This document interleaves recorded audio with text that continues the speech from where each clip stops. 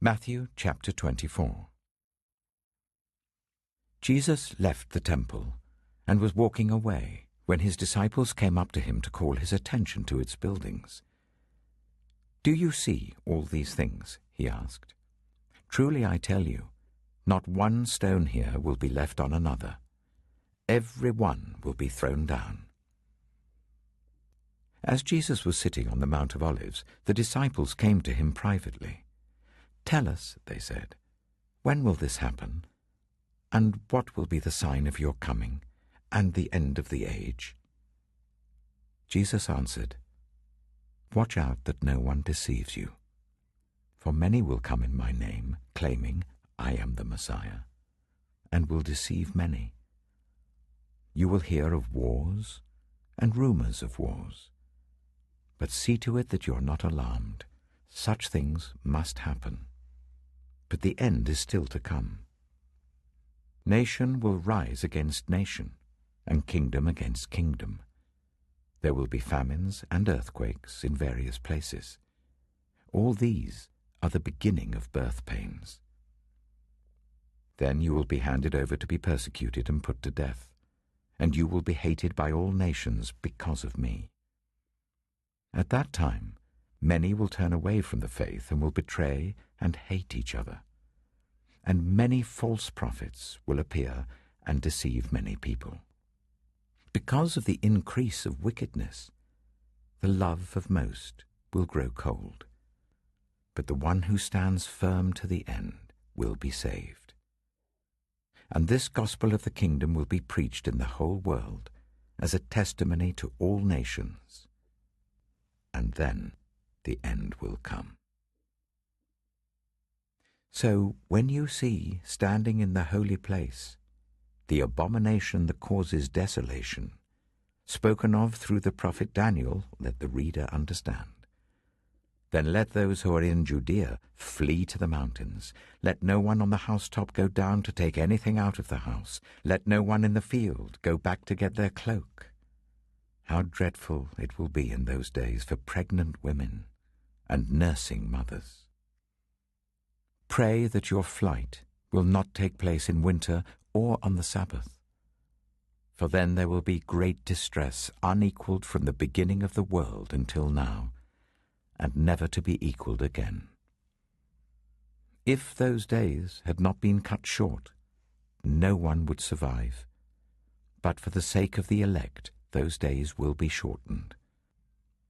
At that time, if anyone says to you, 'Look, here is the Messiah,' or 'There he is,' do not believe it.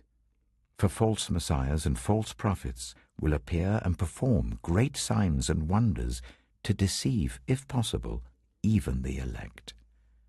See, I have told you in advance. So if anyone tells you, 'There he is, out in the desert,' do not go out. Or, 'Here he is in the inner rooms,' do not believe it. For as lightning that comes from the east is visible even in the west, so will be the coming of the Son of Man. Wherever there is a carcass, there the vultures will gather." Immediately after the distress of those days, the sun will be darkened and the moon will not give its light. The stars will fall from the sky, and the heavenly bodies will be shaken. Then will appear the sign of the Son of Man in heaven. And then all the peoples of the earth will mourn when they see the Son of Man coming on the clouds of heaven with power and great glory. And he will send his angels with a loud trumpet call, and they will gather his elect from the four winds, from one end of the heavens to the other. Now learn this lesson from the fig tree. As soon as its twigs become tender and its leaves come out, you know that summer is near. Even so, when you see all these things, you know that it is near, right at the door.